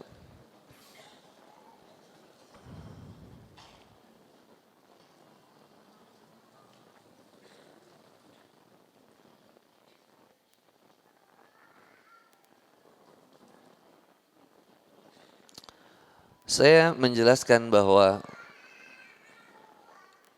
satu, menjadi wanita tangguh dengan kuat imannya. Nanti kita bahas the next episode ya, buat kuat imannya. Tapi serialnya gitu aja dulu. Yang kedua adalah kuat ilmunya. Saya ajak dulu ibu, semuanya harus, mami harus merem ya. Merem coba semuanya, merem. Jangan lihat apa-apa. Jangan liatin aku ih.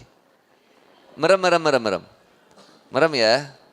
Nah sekarang udah merem, tenang dulu. Merem, jangan ada yang lihat. Sekarang saya pengen tahu. Masih merem ya, jangan ada yang bohong. Siapa yang belum bisa baca Quran dan pengen belajar untuk baca Quran, angkat tangannya. Merem ya. Yang belum bisa baca Quran. Belum bisa baca Quran dan pengen belajar baca Quran. Ada? Oke. Sisanya berarti sudah bisa baca Quran. Alhamdulillah.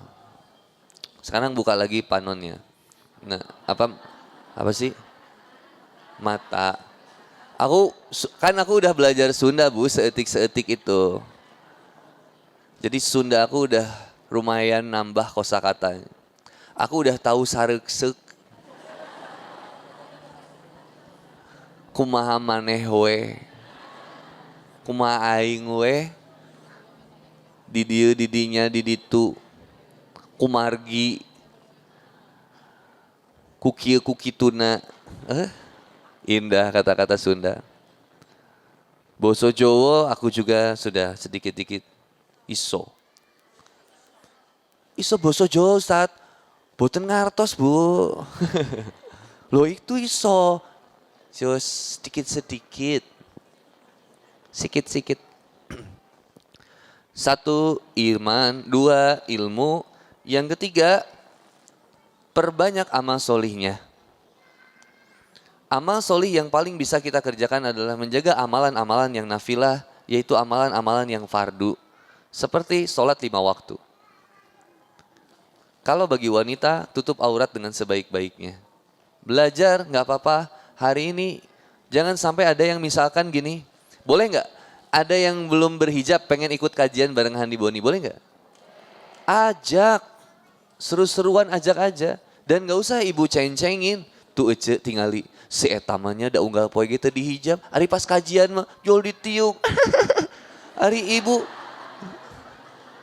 Kenapa harus dengki itu? Nggak boleh. Biarin nggak apa-apa.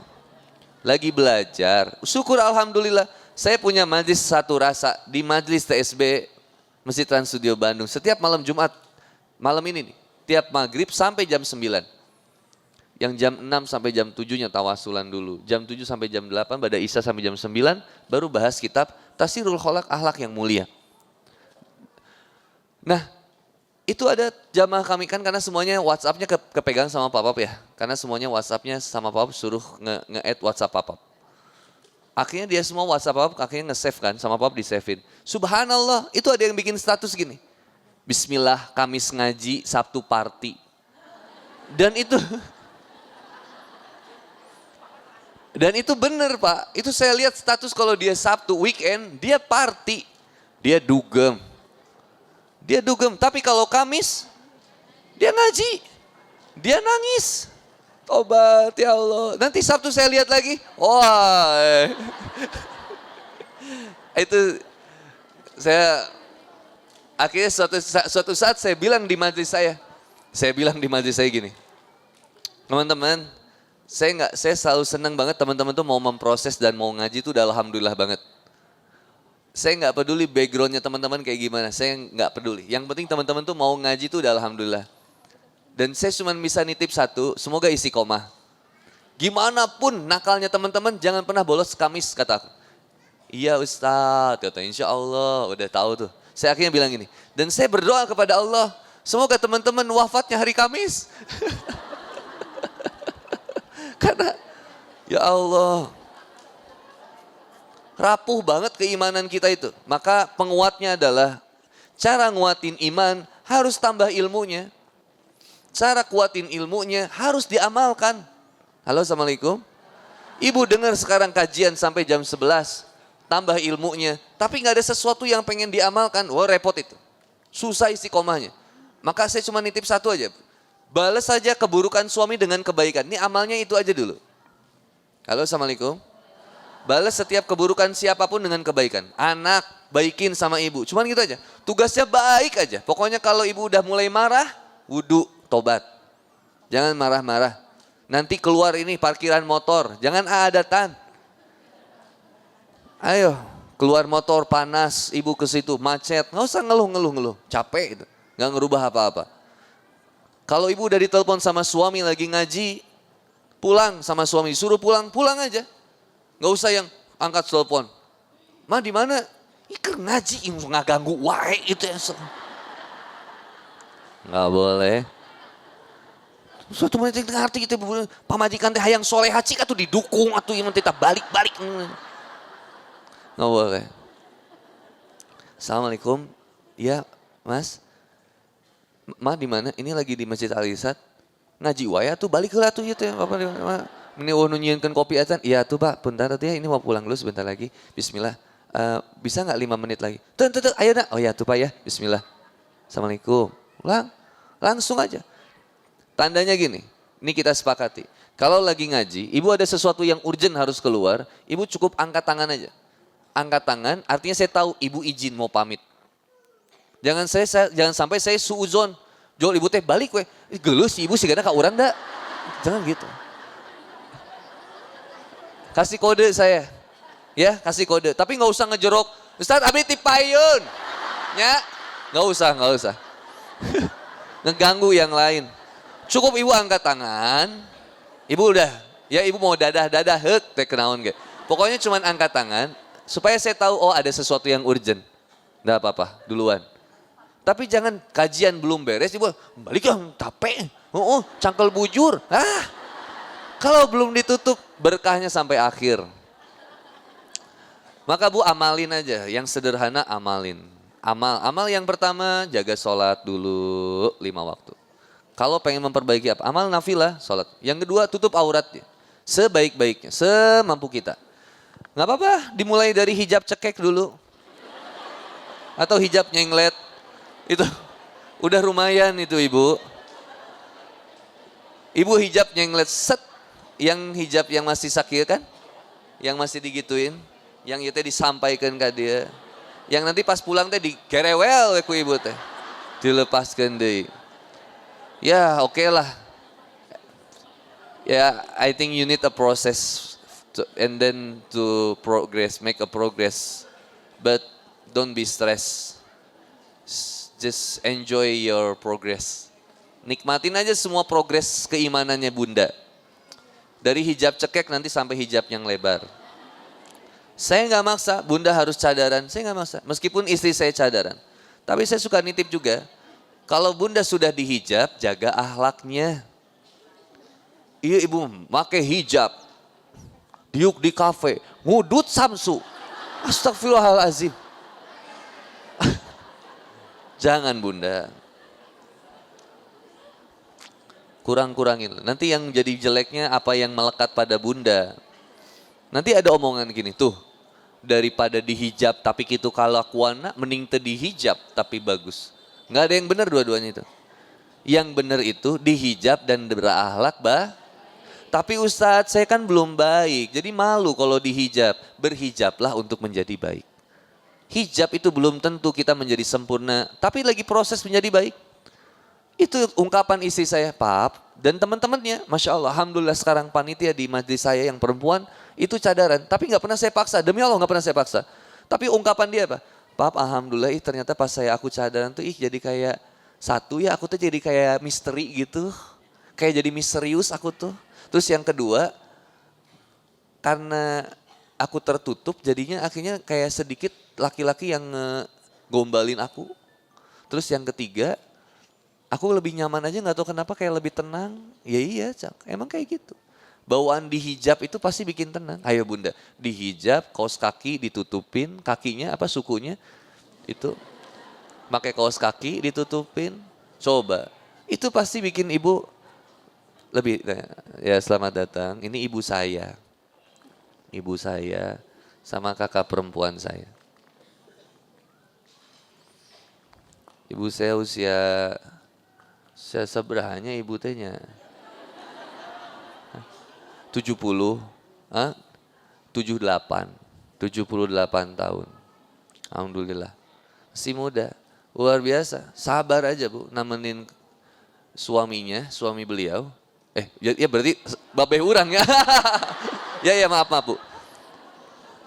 Suaminya beliau tuh ya ayah saya. Jadi sekarang itu Masya Allah, suaminya ayah saya itu qadarullah buta. Jadi ayah saya itu sekarang buta, jadi suaminya beliau itu buta. Suaminya buta dan beliau punya anak yang pertama disabilitas. Dari dulu diurus, digendong. Dulu sempat protes, kalau Allah nggak adil, anak ibu kok gini. Tapi sampai satu saat ibu lihat senyum bayinya, akhirnya ibu bilang, mulai hari ini adalah tiket surga ibu. Jadi sabar ngadepin ngelayan. Sampai sekarang masih dilayanin dan nggak mau dikasih babysitter, nggak mau ibu. Kalau aku kasih pembantu tuh ibu bilang gini, nggak mau karagok. Terus yang kedua, sejak kapan kamu kepikiran ngambil tiket surga ibu untuk kasih ke orang lain? Jangan. Jadi ibu itu di rumah ngurus bapaknya, suaminya yang buta dan ngurus kakaknya yang anaknya atau kakak saya yang disabilitas. Dan bulan lalu itu kita baru berduka karena kakak saya yang laki-laki, berarti anak ibu yang laki-laki yang kakak saya yang kedua, anak ibu yang kedua berarti itu meninggal dunia. Hati ibu mana yang tidak rusak ketika anaknya harus meninggal duluan. Jadi saya pikir ibu saya punya hikmah kehidupan yang luar biasa. Apa yang bisa bikin beliau kuat sejauh ini meskipun ujiannya begitu besar? Satu, beliau punya keimanan. Beliau iman kepada Allah. Saya pernah cerita, tapi saya nggak mau cerita lebih detail lagi karena itu jadi aib saya. Saya dulu orang yang sangat buruk. Tapi doa ibulah yang mampu menembus segala sesuatu ketidakmungkinan. Sehingga anaknya mendapatkan hidayah dari Allah Subhanahu wa taala dan sehingga berikutnya anaknya bisa menyampaikan sesuatu untuk mengajak seseorang untuk dekat kepada Allah juga. Semuanya wasilah dari sabarnya ibu saya. Jadi ibu, iman itu bisa menguatkan segalanya. Bukankah dengan keimanan seorang Nabi Musa alaihissalam mampu menembus kemudian lautan yang begitu besar? Bukankah dengan keimanan Nabi Ibrahim alaihissalam bisa bersabar dengan terpaan ujian yang sampai kemudian dibakar Luar biasa. Bukankah dengan keimanan seorang Nabi Nuh alaihissalam senantiasa bersabar meninggalkan istri dan anaknya yang gak mau ngikutinnya dan menghadapi badai besar selama bertahun-tahun lamanya? Bukankah dengan keimanan seorang Bilal bin Rabah mampu bertahan dengan siksaan yang begitu pedih sampai kemudian tetap akhirnya beliau bisa bertahan di dunia ini, menjadi seorang yang menyejarah berikutnya? Bukankah dengan keimanan seorang Nabi Muhammad SAW yang tiada ujian yang paling berat menimpa kepada manusia kecuali kepada beliau, yang kemudian beliau bisa menginspirasi kita semua sehingga kemudian bisa mengatakan sabar sesabar-sabarnya. Maka bersabarlah dengan keimanan yang dikuatkan dengan ilmu, yang dihebatkan juga dengan amal. Maka perbanyaklah beramal soleh sehingga kita bisa memperbaiki kebaikan di dunia ini insya Allah dan di akhirat. Seandainya kita tidak mendapatkan kesempurnaan bahagia di dunia, tidak usah terlalu khawatir, karena kebahagiaan di akhirat lebih indah. Nahnu awliyaukum fil hayati dunya wa fil akhirah. Allah lah yang akan menjadi pelindung kita di dunia dan di akhirat. Dan sungguh kebaikan di dunia dan kebaikan di akhirat jika dibandingkan begitu sangat jauh kebanding nikmat di akhirat. Sabarlah, semoga Allah memberikan kenikmatan kita dunia dan akhirat yang terbaik insyaallah. Allahu a'lam bishawab. Kita sama-sama berdoa kepada Allah Subhanahu wa taala untuk kebaikan kita semua. A'udzubillahi minasyaitonirrajim. Bismillahirrahmanirrahim. Alhamdulillahirabbil alamin hamdan yuafi ni'amahu wa yukafi mazidah. Ya Rabbana lakal hamdu kama yanbaghi li jalali wajhikal karim wa azimi sultanik. Allahumma shalli ala sayyidina Muhammad wa ala sayyidina Muhammad. Allahumma taqabbal minna salatana wa siyamana wa ruku'ana wa sujudana wa qudana wa tadurrana wa tawassyana wa ta'budana wa tamit taksirana ya Allah ya Rabbal alamin. Rabbana zalamna anfusana wa lan taghfir lana wa tarhamna lanakunanna minal khasirin. Rabbana wa la tahmil alaina isran kama hamaltahu 'alal ladzina min qablina. Rabbana wa la tuhamilna ma la taqata lana bih wa'fu 'anna waghfir lana warhamna anta maulana fansurna 'alal qaumil kafirin. Rabbana la tuzigh qulubana ba'da idh hadaitana wa hab lana min ladunka rahmatan innaka antal wahhab. Rabbana ighfir lana wa liwalidina wa li jamil muslimina wal muslimat wal mu'minina wal mu'minat amin. Rabbana hab lana min azwajina wa dzurriyyatina qurrata a'yun waj'alna lil muttaqina imama. Rabbi habli minas solihin. Allahumma inna nas'aluka ridhoka wal jannah wa na'udzubika min syarrika minan nar. Allahumma inni a'udzubika minal hammi wal hazan wa a'udzubika minal adzi wal kasal wa a'udzubika minal jubni wal bukhli wa a'udzubika min galabatid daini wa qahrir rijal. Allahumma arinal haqqa haqqan warzuqna ittiba'ahu wa arinal batila batilan warzuqna ijtinabah. Subhanaka wa bihamdika asyhadu an la ilaha illa anta astaghfiruka wa atubu ilaik. Fastabiqul khairat fis sabil haq. Billahi taufiq wal hidayah. Wassalamualaikum warahmatullahi wabarakatuh.